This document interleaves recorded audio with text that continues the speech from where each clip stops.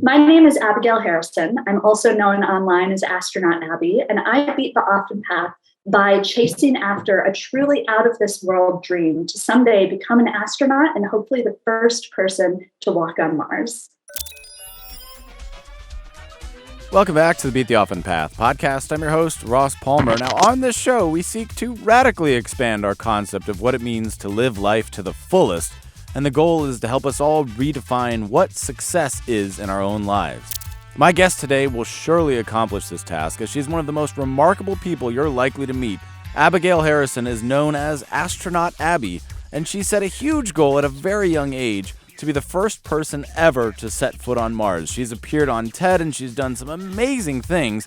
Her path has led her to becoming a major advocate for STEM, and particularly STEM education for girls and marginalized groups, people historically left out of the space conversation. I could spend a very long time singing her praises, but instead, we'll get right into the episode. So here's Abigail Harrison, founder of the Mars Generation. Most people dream so small, and I know you've written a book about this, which we can touch on later, but most people, their dream is, I'm going to make $10,000 this month, or just very boring dreams, useful though they may be. There's not a lot of meat on that bone. I love the idea of having a truly, truly, truly massive goal, which is kind of what you're all about. So maybe tell our audience, what is it exactly that's your mission, and how did you end up where you are? I know you've been on this for many years now. So give us the introduction to you and your path and what you're all about. Yeah, so it's been a couple decades now that I've been chasing after this dream, which is such a weird thing to be able to say now, but I'm 24 years old. And I first remember wanting to become an astronaut when I was probably around 4 or 5 years old. So I can now officially say it's been a couple decades. I'd like to jump in here real quick, though, and say not many people can say a couple decades about anything at the age of 24. So that's already fascinating. I hadn't done anything for a couple decades when I was 24. Well, you've been breathing for a couple decades. That's true, so yes. Definitely mark that one up. I had been breathing. Technically alive. Check. And that's still my Instagram bio. Yeah, that would be a good Twitter bio as well. I'm here, I think. Very cool. I think I'm human. Go on. Yes. So it's been a couple decades that I've been working towards this. And at the beginning, that was my big dream, and my guiding star was to be an astronaut and to someday walk on the surface of Mars. Along the way, though, I was really fortunate to have discovered another dream and another life passion, which is pretty lucky because a lot of people don't find these life passions ever, but especially not at such a young age. But for me, that secondary passion was science education advocacy, and especially working to increase representation and diversity within science and to make a world where every young person is able to see themselves achieving really big things. And so to do that, I actually founded a nonprofit called the Mars Generation, which has now been active for 6 years and does a ton of stuff. But some of the stuff that we do, we have a student leadership development program. We have a student scholarship program where we provide funds for students without financial resources to attend hands-on science and STEM experiences. We create a ton of digital content to try and access and reach the public more. Just, all of these things. If you let me, I would absolutely spend the next hour straight just blabbing about the Mars Generation, because it is truly my greatest accomplishment and something I'm very proud of. Well, that's what we're here for, although I disagree about the importance of science or technology or any of that, because it is widely understood that every child needs to become an Instagram influencer. That's the key to human survival. I've been talking to Gen Z. I know how it works. It's so funny that you would mention that, though. We all need to be influencers, and then all of the problems will be solved. That's all I know. Exactly. Right? And we all need to be carbon copies of each other on Instagram as well. Like, we have to be exactly the same. And then it's really funny that you would mention that, though, because I actually run a set of social media channels called Astronaut Abby, where I've seen this. I share my journey. It's massive, by the way. It's gigantic. Yeah, I've got about 1 million people in my community so far, which is, so I guess you could put me in the That's true. I guess there's some irony in that question. Unintended irony. A little bit different from others. But it's different. Yeah, you have a mission behind it. It's not just, here's a picture of me eating a pumpkin pie. There's a little bit more to it. Yeah. And one of the things that's really cool and powerful about that actually is that having this social media has not only allowed me to create this huge community where I'm increasing representation of women in STEM, but it's also allowed me to fund the Mars Generation, the nonprofit. A large portion of our funding actually comes from engagement work that I do, either speaking at conferences, and then I donate 100% of the honorariums to the Mars Generation, or the sales from my book, or occasionally Instagram partnerships with brands that I believe in. 100% of everything I've ever made through that social media side of things and everything has gone to the Mars Generation, which is like kind of an interesting, exciting thing to mention, because I don't think, when you look at a lot of influencers online, I don't think that most of them are, and there's nothing wrong with what they're doing, how they do it, but most of them aren't taking that money and then putting it back into the community immediately. And so I think it's really kind of a cool system that we've got set up here. You're right. Yeah, not many people take that leap between what they're doing on social media and actual change in the real world. And that's kind of why I created this show, was to focus people a bit on the real world and actual problems. And I think what you said earlier about your career, your ideas changing gears, I mean, a lot of, who hasn't had that? You're 5 years old, you're 4 years old, you think you want to be a fireman or whatever, and then later the real world hits you and things change, and who knows what's going to happen. And a lot of people don't find something else. You're right that they don't find a greater mission and they stumble. And that's certainly been true of me. I've gone through many different career ideas or paths in my life, and that's why I have such a fascination with people who have taken unusual paths or who have found themselves in a different kind of way. So it's right up my alley. So talk to me about the desire to be the first person. Let's start at the beginning before we switch. The first person to walk on Mars. Is that something that you would still like to do? Yes, absolutely. So even though I've discovered this second passion and goal for education activism and science, my primary goal, and sometimes I call it my selfish goal, is to become an astronaut and to walk on the surface of Mars. That is my current career trajectory that I'm working towards. And it's something that it's just so exciting to be alive during a time when that's like a real actual goal that you can have. Isn't that insane? Like it's insane. It's an amazing time to be alive. It is an amazing time.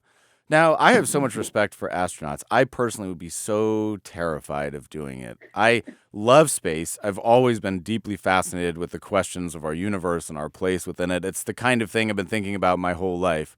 But the idea of actually getting into a rocket ship and that thing going off and looking out of a window back at Earth is so terrifying. Are you scared of that at all? So I would say yes, a little bit. I think that it would be unrealistic for anyone to say that that's not scary. Space is a really inhospitable environment. It's one of the most difficult environments for humans to live and work in. Just being there, let alone the actual trip from Earth to space, is also incredibly dangerous and holds a lot of risk. So I think that it would be odd for anyone to say that they're not a little bit concerned or have a little bit of healthy fear around that.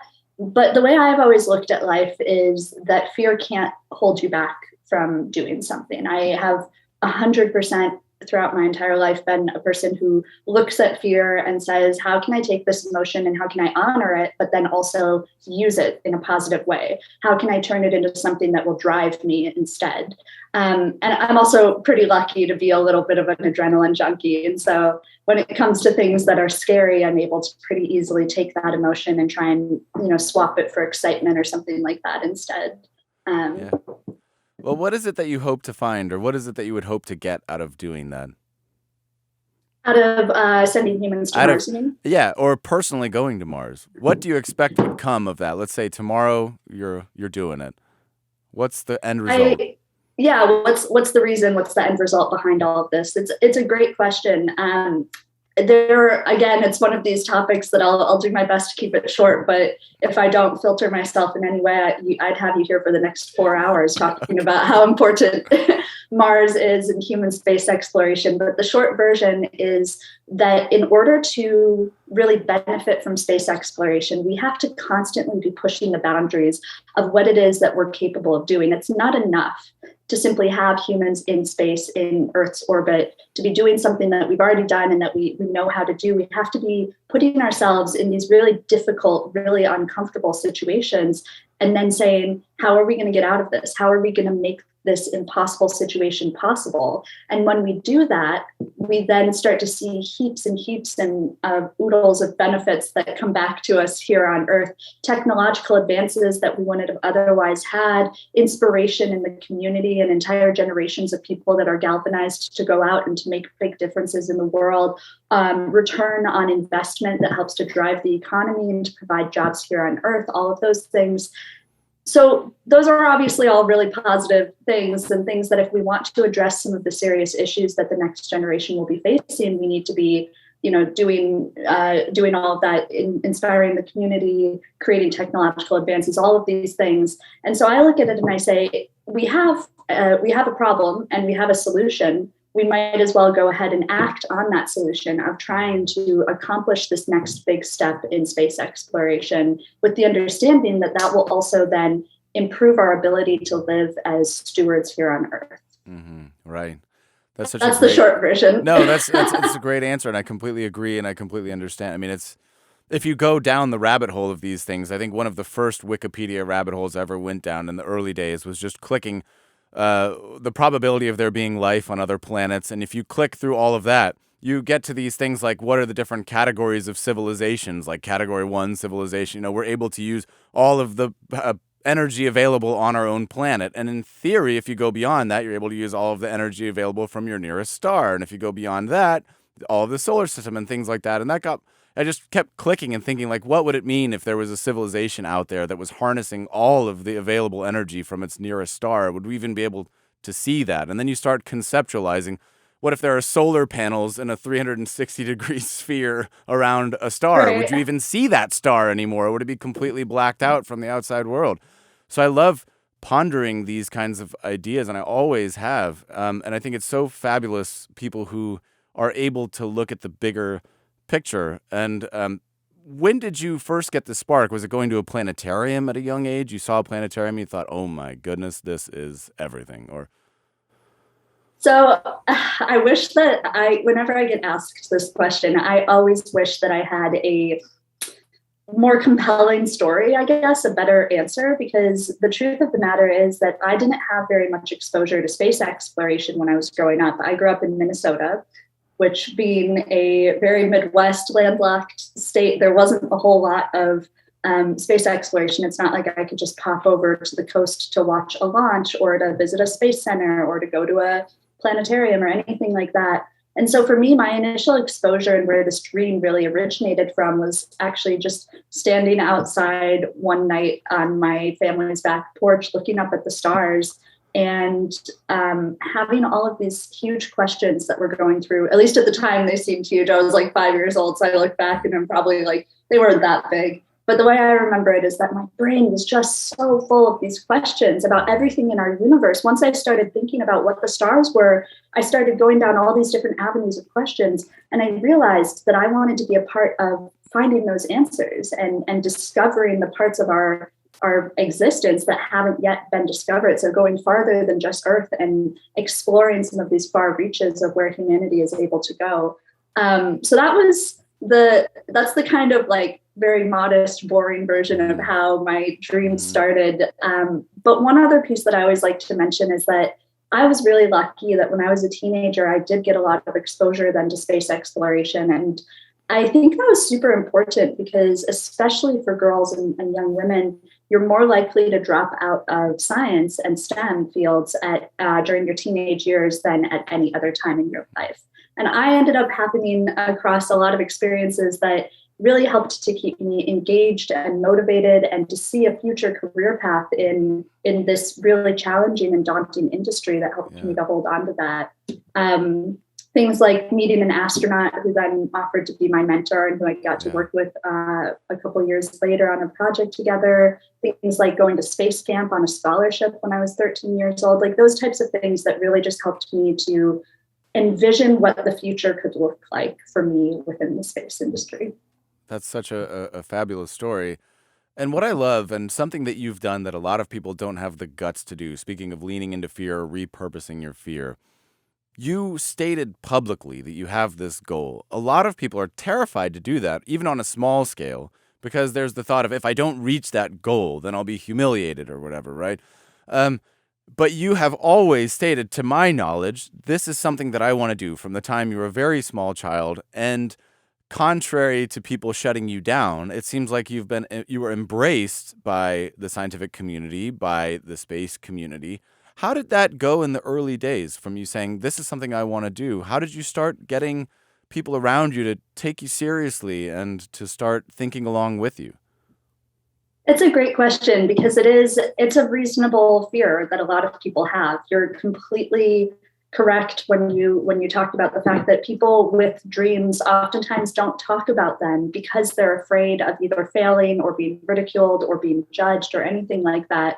And for me, I was really lucky because I started this dream at such a young age that I didn't have any of those concerns about what anyone else was thinking about Right. my dream, because I was just a kid and I was out there nonstop talking about wanting to be an astronaut, wanting to go to Mars. And I think that really gave me a lot of practice about being confident and, having this gusto for this dream. And I got to practice talking about it a lot. The first person whose opinion I really switched around was actually my mom. I was raised by a single mom who was a teacher in Minnesota, and for a long time. I know, right? Seriously, single mom she's and like a teacher. That's a clappable moment. She's a superwoman. Even now, she just blows me away nonstop with like her. That's awesome. Everything she does. But so when I was growing up, she didn't always believe or listen to me because I was just a kid who was, 6, 7, 8 years old saying they wanted to be an astronaut. Anytime you hear a kid talking like that, you think, oh, it's the same as a kid saying they want to be a princess or a firefighter or saying they're going to be back a pro. Of the line. Yeah. Exactly. Like it's really easy to look at that and just not think anything of it. But the difference for me was that I didn't stop talking about it. I didn't grow out of it. And when I was about 11 years old, my mom finally listened. She was like, oh my God, she's been talking about this for like 8 years. Like I gotta do something about it. And so she sat down with me. And when she tells this story, she likes to call it the come to Jesus talk, which was essentially, she sat down and she was like, all right, Abby, I know you want to do this as a dream. And she basically did everything she could to essentially discourage me from chasing after this. She brought out all the numbers as a supportive parent does. Sure? No, but it's funny because like she was telling me how unlikely it would be and how difficult it would be and all these numbers and stuff. Right. And that sounds like such a negative, terrible thing for a parent to do. But the reality was that it was actually the best thing that she could have done for me, because I left that conversation feeling incredibly motivated. And I went and I did some research and I came back to her the next day and I printed out, I'm just 11 years old. I printed out 2 different pieces of paper with different avenues or paths that I could take. I could go into the military and I could attempt to do X, Y, and Z to then become an astronaut, or I could be a civilian and become a scientist and a pilot and do all of these things. And when I handed my mom these 2 plans for the future, that's when she looked at me and she said, wow, you're really serious about this and you're chasing after it. And ever since then, she has been 100% on board, has been my biggest supporter. And that's the same perspective, I guess, I've taken with anyone who's had doubt in my dreams, is this understanding of it doesn't really matter what anyone else thinks about it. Eventually, if you just hold on to your dream and keep talking about it, keep being loud and proud about what it is that you're doing, the people who matter will realize and will listen and will essentially join your team. If you've been a long-time listener of the show, you'll know that this is the part of the show where I basically beg you to rate the show 5 stars, to leave a nice comment on either Spotify or on Apple Podcasts. But today, we're not going to do that. What I'm going to do instead is to say that if you're intrigued by Abigail's mission, go to her website, themarsgeneration.org, and support her cause, because that's much more important than this stupid little podcast anyways. So go support her work. I'm just going to pitch it right now and pitch it hard. So go do that and then, come back to the rest of the episode right now. That's so wonderful. And your story reminds me of a quote, an Instagrammable quote that I've always taken issue with, which is, shoot for the moon, and even if you fail, you'll land amongst the stars. And I remember hearing them like, no, that's not how that works. The stars are considerably farther away than the moon. That sounds good, but there is a kernel of truth to the concept behind it.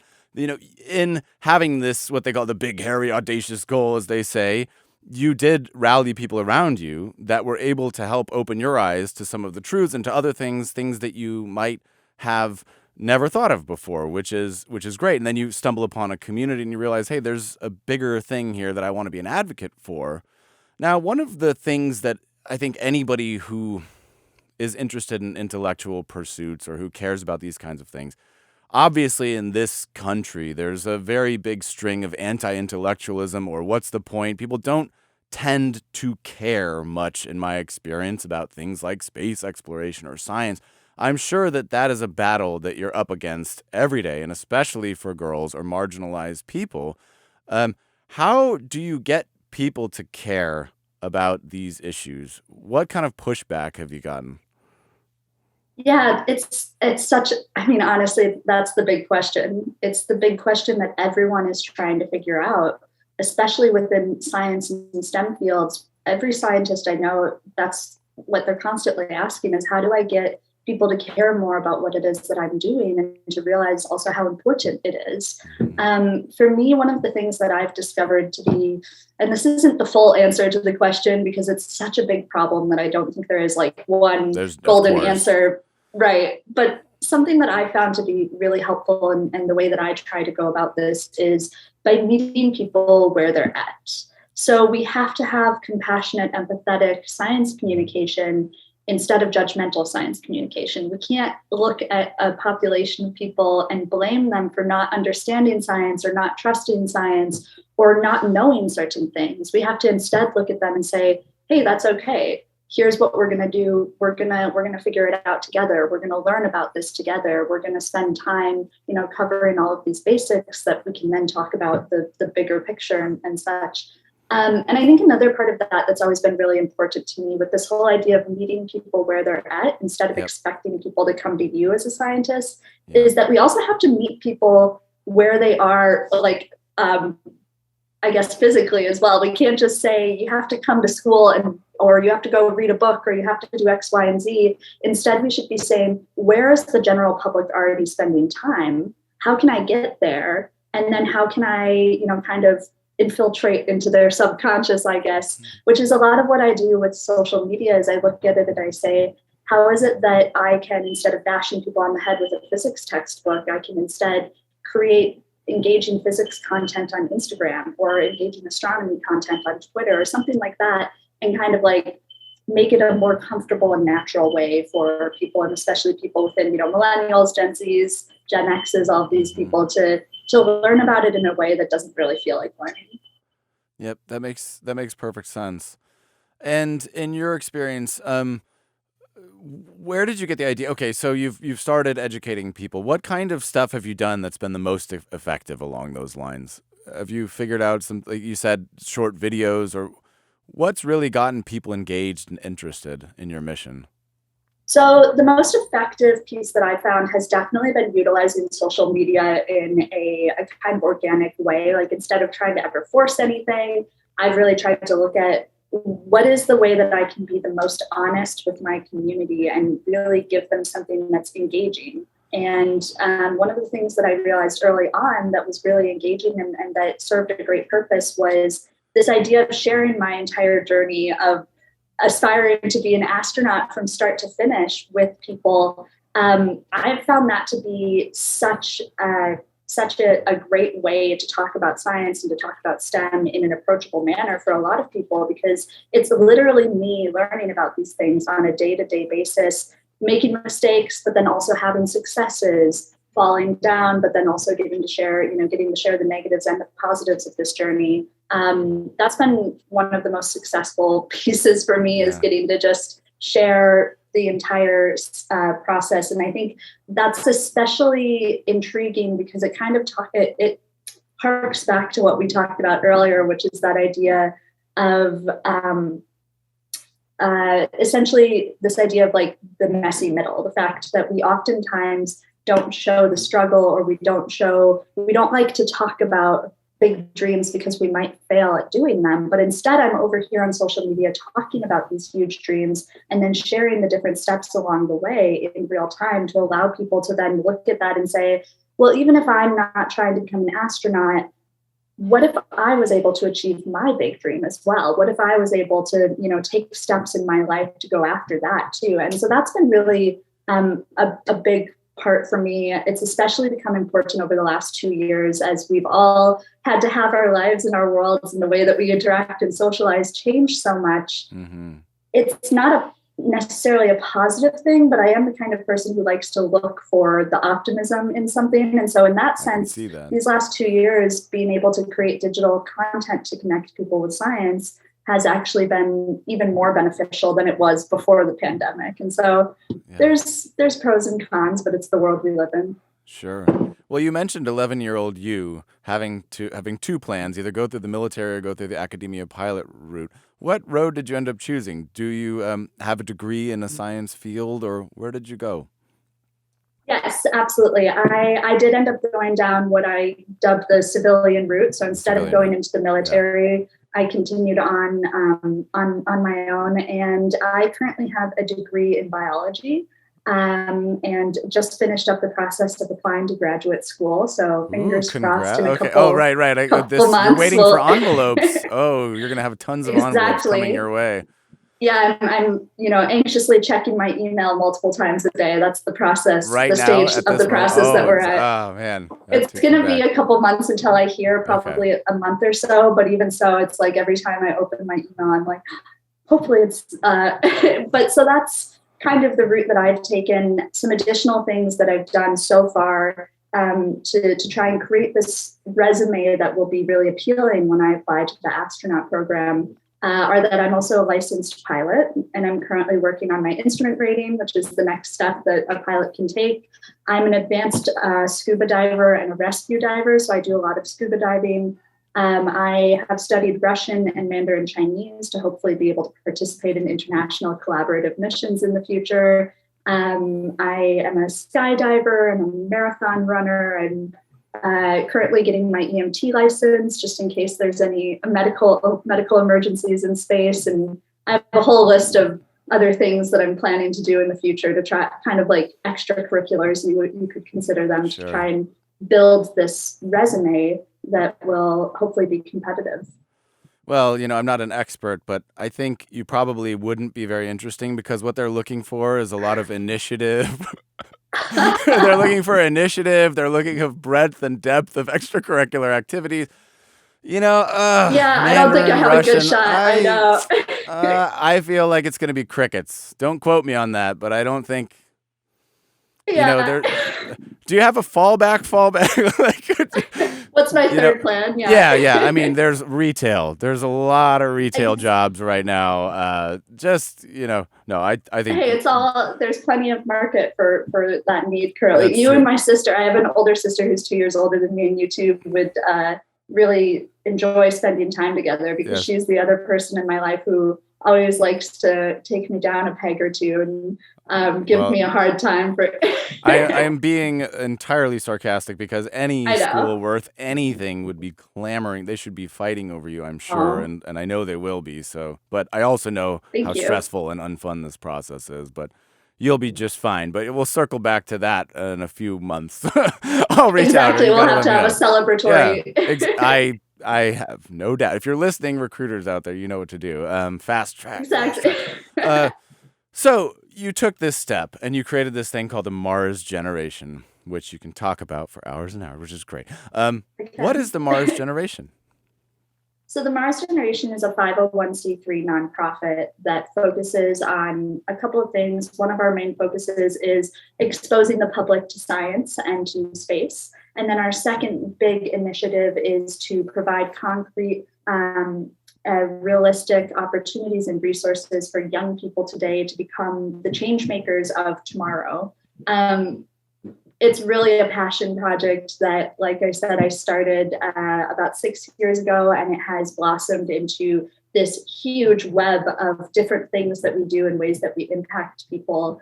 But it really started, it has a little bit of an interesting origin story, you could say, because the Mars Generation was founded out of a program that I did when I was younger. When I was 16 years old, I was invited by an astronaut who had been mentoring me to come watch his launch to the International Space Station from Baikonur, Kazakhstan. And I realized during that, when I got that invitation, that this was an opportunity to do something bigger, to make a bigger impact. Instead of just me going and watching this launch and being like, oh, wow, wasn't that so cool? No, I decided that this was an opportunity to create, to take something that previously had been a very privileged experience. To get to go to Baikonur and watch one of these launches is not a thing that a lot of people get to do. And I wanted to kind of deprivilege. I was just there last Saturday.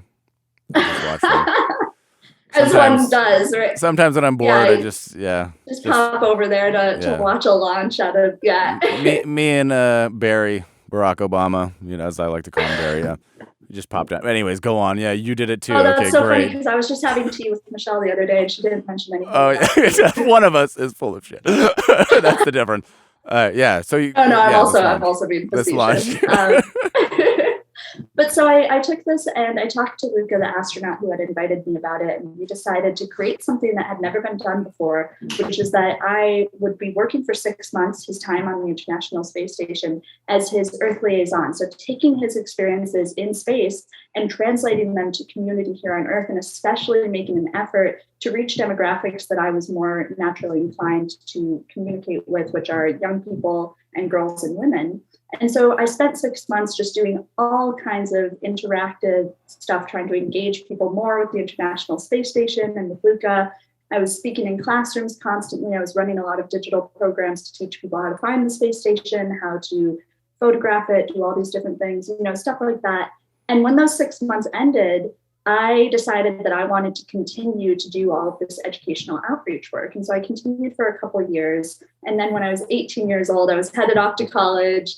And with the support and advice from some people around me, some what I like to call real adults, people who knew a little bit more than I did at the time, they said, you should really turn this work that you've been doing into something more official. You should turn it into a nonprofit.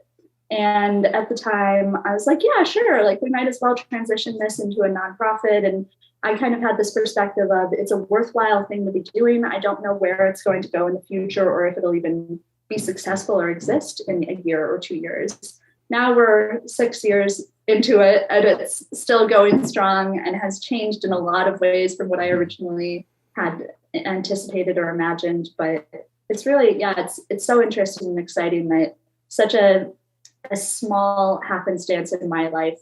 Oh, I guess the very beginning of that story is that I met astronaut Luca when I was 13 years old by randomly bumping into him in an airport security line. And that was really the snowball that started all of this now. 10 years later, the Mars Generation exists. All of this stuff is...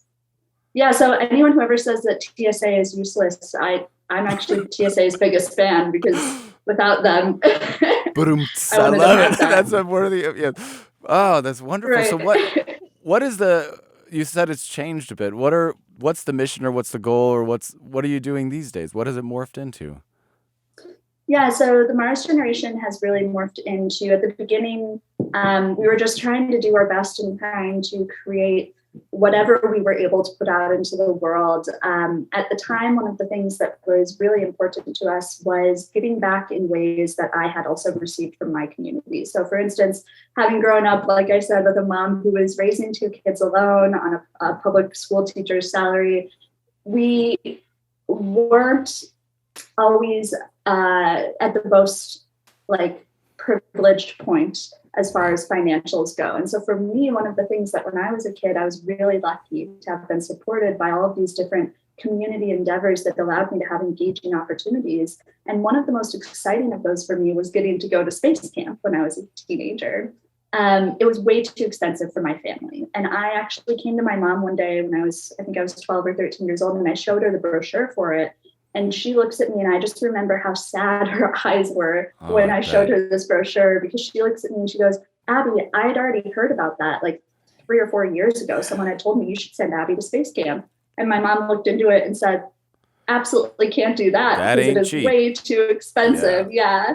But I ended up getting really lucky and fortunate in that there was a nonprofit that was able to help me both fundraise and then offer a partial scholarship so I could go to camp. Now, when I started the Mars generation, I thought to myself, wouldn't it be so incredible if we could give away even one scholarship to space camp? Just Absolutely. one. Yeah. And now, 10 years after I received a scholarship to space camp, we've given away more than 50 scholarships for students without financial resources, full paid scholarships, including transportation, including, we give them spending money and a flight suit and all of this stuff so that they don't have to feel different from any of the other kids. Like, it's not like we're sending kids there who know they're scholarship kids. We're trying to make this an experience where they can forget about all this other stuff in life and just focus on having this experience with their peers who are maybe for the first time in their life interested in the same thing that these kids are interested in. So that's kind of a way that the Mars generation has changed, is that it's really grown over the years. We're now looking at expanding to not just offer space camp scholarships, but to also offer things like flight scholarships, to offer parabolic flights that students can experience microgravity, to offer, just all of these different experiences that would take kind of our scholarship program to the next level to continue to provide these opportunities. I mean, that's just about the coolest thing I've ever heard. That is Thanks. so awesome. I've said it's such a fun, roundabout story, isn't it? A lot of times when you hear these things, they don't always have a nice end. Yes, I have a 3-year-old daughter. Can I officially put her on the wait list now? I'm just gonna. I'm sure you probably have a 20-year, you have a 15-year wait list. So I'm just gonna throw your way.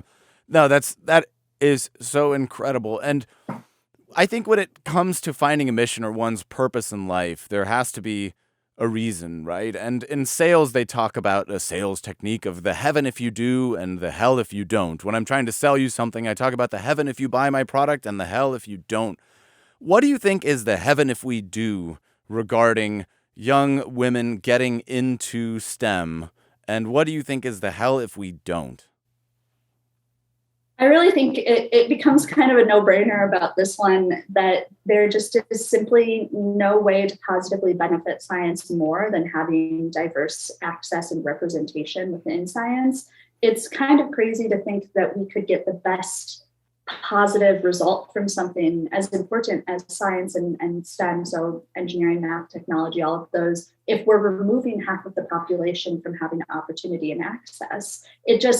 It really is one of those things that you look at and you have to imagine, if we want to have the best scientists, then we need to have opportunity for people who have been previously disadvantaged or unprivileged to access science and to access, not just the actual process of getting a degree and then becoming a scientist and getting a job and all these things, but early on, we have to look at that and say, how is it that we can get more women and girls interested in these fields? How is it that we can then make them feel supported and make them feel like these areas that have historically been really difficult for women and that oftentimes are still filled with a lot of difficulties? How is it that we can change that narrative in order to get more girls and women into it? And I think the hell if we don't is that we're looking at a very difficult future ahead of us where we don't have the necessary populations to deal with the issues that we're facing. I think that when we think about the future, especially for my generation and the next generation, we should be worried and we should be anxious and we should actually be really scared also. And I'm a pretty positive person. You might have noticed by now that I'm a glass half full optimist. So when I'm sitting here telling you we need to be afraid, that's because we really do. And one of the reasons that I'm not just giving up and throwing the towel in and saying oh, well, that's it for us then, is because I think that we still have the ability to turn this thing around. We have the ability, every problem that we are facing in the next couple of decades, we can handle and we can manage. But the only way that we can do that is if everyone is involved and everyone has access and opportunity. So it's a pretty distinct hell if you don't, heaven if you do type of situation. Yes, and you just described exactly why I created this show, because it's so easy as smart people to become cynical and to just give up. Like you said, it's easy to just say, okay, it's not we're screwed. But it's harder and more noble, at least more noble, if nothing else, to say, okay, how do we solve it? Or who is solving this? Or what might it take? Or what might it look like? And to your point, something that I noticed, I was always a fan of the book of 2001: A Space Odyssey, but recently I rewatched the movie still visually stunning. But not too long ago, what struck me is you have astronauts, the main character, and he blasts off into a sort of space station. I don't know how familiar you are with that movie or if you've ever seen it. Blasts off into a sort of space station, this thing in space, and he gets there. And what's waiting for him in the space station as soon as he arrives?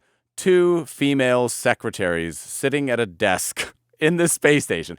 It's like their sole job is just to wait around in the space station for a man to come and then say, "Would you like whiskey, sir?" And that's what we came from. And I was like, dear God, this is terrible. This is absolutely horrible. So, yes, historically, there hasn't been any inclusion yet. Watch that scene. It really grated me. I know. I'm so glad that you were bringing it up because I've seen A Space Odyssey, and it's such a sad, that is our history, and that at the time when that was being created, that wasn't even considered to be problematic. That was just how it was. That's just the way it would be. Women's place in STEM, and especially in space. Of course there'll be a secretary, yeah. Of course there'll be a secretary. Of course they don't have a job on their own unless they're supporting a male, that kinds of stuff. And it's really sad to me to say that in some ways that hasn't, in some ways we've made a lot of progress, and we've changed how we talk about things, how we look at them, what we think is possible for women.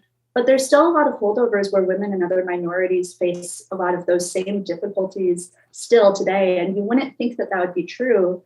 But for instance, when I first decided to become, cynically we can look at it and say, yeah, it still happens. But a great example of it is when I first started learning how to fly airplanes. I had decided, I'd set my heart, I'm going to become a pilot. It's going to help me become an astronaut, all of these things. I go into the flight school for my very first flight, and I'm talking with this grizzled old pilot. It was very stereotypical when you think about a pilot. He was exactly some 60-year-old guy wearing aviators and a bomber jacket and whatever. And we're chatting before the flight, me and the instructor, and he asks me why I want to become a pilot. Because it's a pretty big commitment to make. It's a lot of time. It's a lot of money. It's also a risky thing to do. And so he says, why do you want to become a pilot?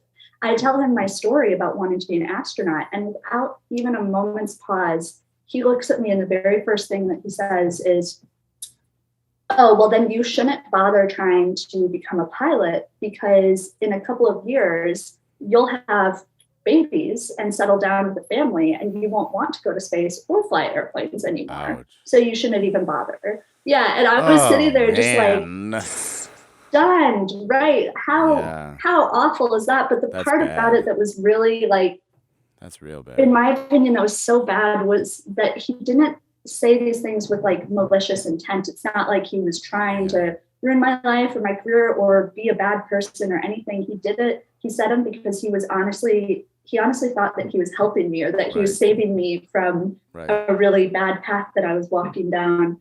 But it's just a reminder that girls and women still face so much of a higher bar that you have to meet. And they also constantly face people doubting their abilities to achieve or to excel in these typically male-dominated fields. So it's a bummer of a story, right? But I'm very sorry that you've had to experience that. It makes what you've been doing all the more courageous and brave, and that's so awesome. But I'm very sorry that continues to be sucks that it still exists, right? Yeah, but obviously it does. I mean, we know that. Anybody with half a brain. And I think that one of the things when you've got a mission, so like you said, we should be scared, and you're an optimistic person. I think what I've noticed in the general population seems to be that there's kind of 2 camps. There's a certain type of person out there that likes positivity and they like optimism. And in their mind, that means that I don't think about problems. I don't talk about problems. I don't acknowledge them. And if you say, hey, we got a problem, those kind of people will label you as a downer or depressing. And they just change the channel to sports or Wheel of Fortune or just some game, something light and fluffy. Let's watch a family play games. Let's not engage with these things. I've always felt that it takes a special kind of person, because I don't think that you have to be depressed to acknowledge the truth of a situation. It takes a special kind of person to say, yes, we do have problems. Let's not pretend that we don't. Let's acknowledge that, but let's go forward and let's think about solving it. How do you face the people who might think, oh, it's a downer, or like, oh, can't you just talk about positive things? Because it's not nice to talk about women or inclusion or all of these things. How do you handle that in your own mind or in your own work? Yeah, it's a really good question because it's part of the reality of things is that not only is that a situation that happens a lot, but it happens to me a lot because you might have noticed by now that I'm the kind of person who comes into something, and if I have something that I want to talk about, I'm going to talk about it. Like if I want to talk about women in STEM or equal access and representation, like you better believe that I'm not going to, spare anyone because it's uncomfortable to talk about. So I've definitely had that situation happen where I've had people who have, I guess, kind of gotten upset because I'm taking their worldview and I'm making them think about things that are different or that are difficult. People get uncomfortable. People get uncomfortable, and a lot of times people don't like to be uncomfortable, especially if they've kind of boxed themselves off from all of the difficulties that we're facing. Right. The way that I handle that is by I do my best to not take anything personally, unless it comes from my close personal circle of family and friends and such. Anything outside of that is really not my problem anymore, and something that I look at and say, if you don't like if it's the content I'm producing or the what I'm saying or any of these things that you don't like, you have the option then to not be in my orbit. True. You can remove yourself from that, and that's not really my problem if you're not enjoying. And for the record, everybody in my case has taken that option. They're like, and I won't. They're like, unsubscribe, and I won't. Bye. You've done better at I that. don't believe that. Clearly your method is far more effective. But, it's like those insidious jokes and things, this holdovers, like, how do you know a vegan? Oh, like, don't worry, they'll tell you. They'll like tell all these, you. Right. Like all that stuff. It's like we trivialize people who are making sacrifices and people doing a noble thing. Like we just push them aside instead of asking, like, hey, why is this person doing that? Why are they making a sacrifice? Because oftentimes they are making a sacrifice for a greater good or for a mission. You say, I believe in something, so I choose to dedicate my time. To do this difficult Surely, thing. Yeah, it would have been far easier for you not to do any of the stuff you've done. You could have just not done any of it, and then just sit in the backyard, sip some iced tea. That would be easier. Right, just have a good time and take it easy. And then you wouldn't have the moment. Then the old guy would leave you alone. You could say, oh, I got 4 more years to baby making. Just going to kick back till my family arrives. Yeah, just going to wait for that. Right. Because that's my main purpose, right? Just like the secretaries in the 2000s. Exactly. That your main purpose is just to wait for the man to do their thing. The main thing that I've got going on, yeah. So to me, it always comes down to having a very strong sense of philosophy. I think one must have a very strong sense of philosophy to have a reason to go forward. And I'm sure that to be an astronaut in any capacity requires an incredible, unshakable internal compass and philosophy. Has philosophy been something that you've actively pursued, or do you think it's just something that came naturally to you?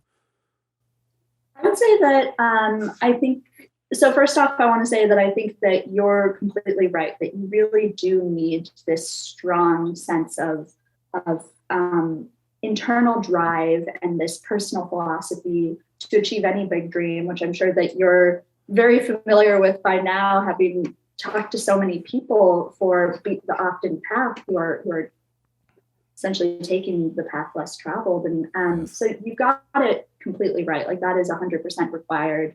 For me personally, I have had a little bit of both camps. I've done a little bit of chasing after it on my own, but mostly, and this is one of those instances where I will look at that and just say, I was super fortunate to be raised by someone who also had a really go-getter spirit. Like my mom is such an incredible lady, and I had so many other incredible role models in my life also when I was growing up that I was able to just kind of like drink in some of this personal philosophy that's now helped me. But in other ways, I think I've also always been open to learning about myself and about humanity, and to try to not take it personally when I learn something that I don't like as well, which I think helps them to have just a continual growth, because even if at age 10 you have the perfect philosophy, somehow by the time you're 50 years old, you're going to be outdated. You're not going to be current with what we expect as a society. When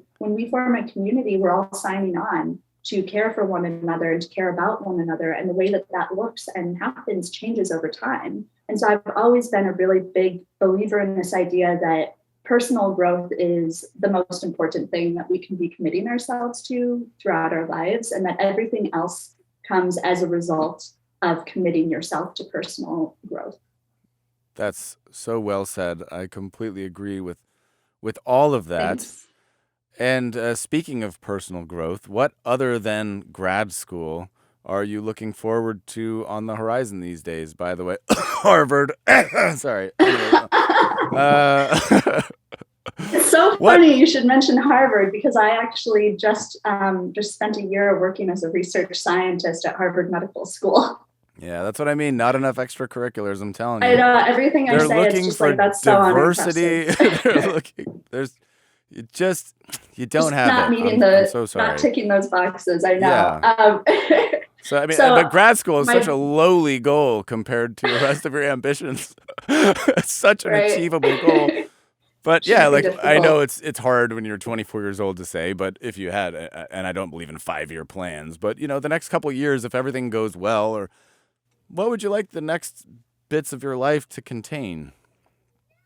Yeah, so I have always had when I was younger, I put together like a 30-year plan, and I continually revise that, and I'm constantly making changes. And one of the things that I've had to learn about putting together plans and expectations is that if you follow them rigidly, you will fail. Even if you achieve your goal at that point, you will have failed in the long run, because you're not living life. And so that's what I've learned, is that you can have a plan. It's important to have a plan and to have goals and to have intermediary steps before your big goal as well. But you have to then look at that with a sense of fluidity and the ability to adapt and to change. And so all of that said, my next couple of years do include a couple of various exciting steps other than grad school, which is already pretty exciting. In the short term, I am planning on working towards my EMT certification right now. I'm also doing my IR rating for flight. I have a couple of other exciting things coming up in the near future that I can't talk about yet, but we'll be talking about soon.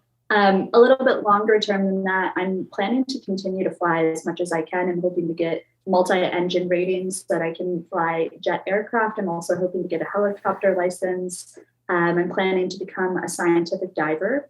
I'm planning to do some mountaineering in extreme environments in order to get more experience with that. I'm also hoping to continue to gain further medical experience. So, for instance, doing a wilderness medical course or things like that, just to try and prepare for really any eventuality that you might run into in space. So those are some of my short-term plans over the next 2 or 3 years. Well, that is truly spectacular. In the words of Wayne's World, an old reference, I'm not worthy, I'm not worthy. That is so cool.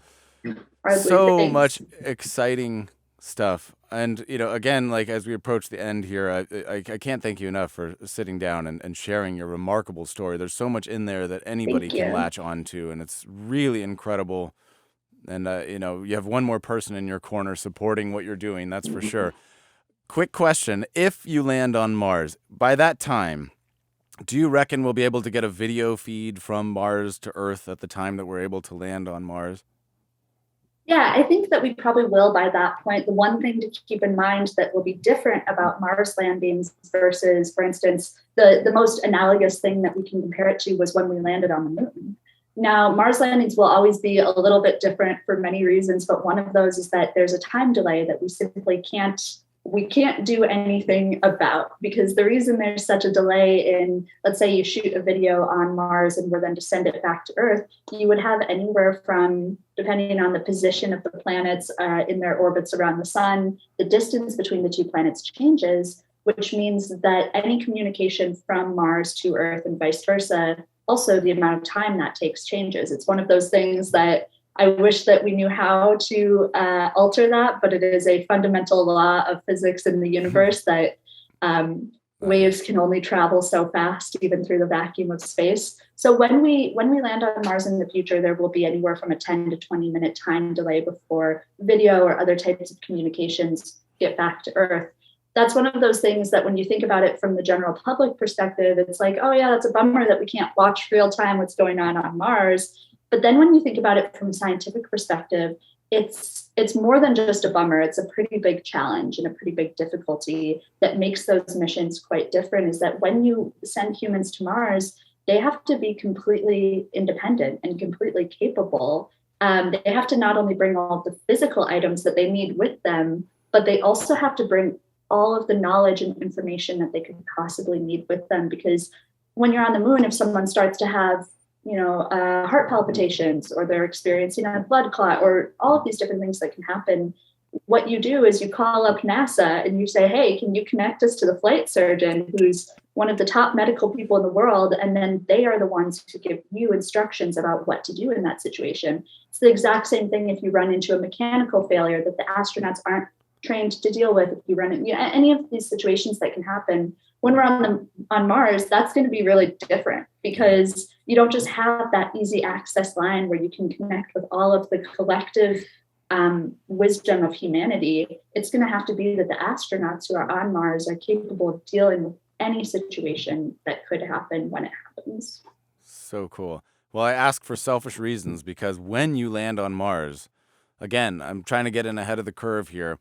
I want to. Can we have a verbal, legally binding contract that I can be the first interview? Can I claim the first interview rights? I want to do the first yes to that, podcast. That'd be so amazing. How many people I've already said yes to that for? No, I'm kidding. My God! But if at all possible, hopefully by that time as well, when I land on Mars, your daughter will be all grown up and she'll be able to join me. Maybe she'll be the one supporting you. Maybe side by side you'll. That's true, and maybe she'll be the one supporting you in your mission, and maybe she'll be the one reporting for 6 months and. You never know, but I know something like that would happen. make me extremely proud, and that would be a genuine honor if that were the case. But we've reached the end of our time here, and again, I can't thank you enough. I mean, my mind is just blown. I couldn't support what you're doing anymore. Keep on going. Keep on rocking it. Thank you. I think it's absolutely awesome. I think you're going to do nothing but amazing things in your life from here on out. And I'm just very humbled that you sat with me at all. So thank you. Truly. Well, thank you for inviting me to be a part. I really love everything about what you're doing. I think that it is absolutely helping to bring some of these ideas more to the forefront and give people opportunities to really mull over and think on some of these. And it's really been a pleasure to get to come and share the things that I'm so passionate about with you and with your audience as well. Well, the pleasure is all mine, and I want to give you the final word here. So please, anywhere that you want people to follow you or support your work, you can close this show down. Absolutely. Thanks for the opportunity to plug. So for anyone who's interested in staying up to date with my journey to space, I am all over social media as Astronaut Abby. So you can definitely find me there, and I hope that you'll join my community.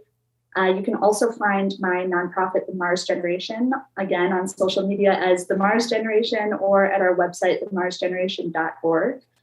And one more thing that I'd love to mention is that I recently wrote and published a book with Penguin Random House, and which is definitely one of those things that not something I ever expected or imagined myself doing, but it is one of those opportunities that has been kind of off the beaten path that I've gotten to take part in. It's a really, I'm biased, but I think it's a really cool book. And one of the cool things about this book is that every copy that is sold, the proceeds that I, as the author, make actually get donated directly to Mars Generation to support our work with young people in STEM. So if you're interested, you can find this at local indie bookshops. You can find it on Amazon, anywhere that books are sold. Everyone should definitely pick up a copy. My publisher is going to be very happy with me for that. No, I'm kidding. You heard it here. Buy the book, people. Buy the book. It's for a good cause. And I'm sure it's awesome. Well, again, I can't thank you enough. And with that, the official podcast is over.